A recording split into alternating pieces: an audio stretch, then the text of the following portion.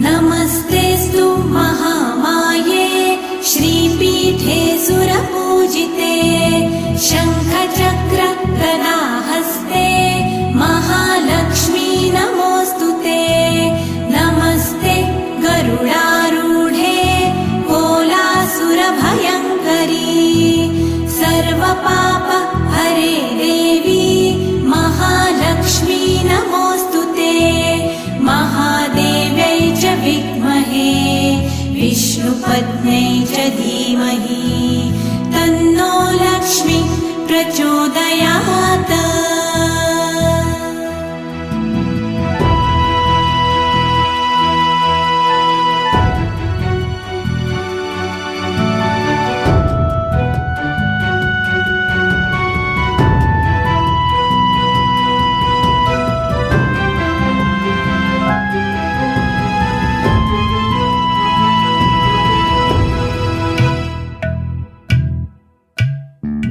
सर्वज्ञे सर्ववरदे सर्वदुष्टभयङ्करी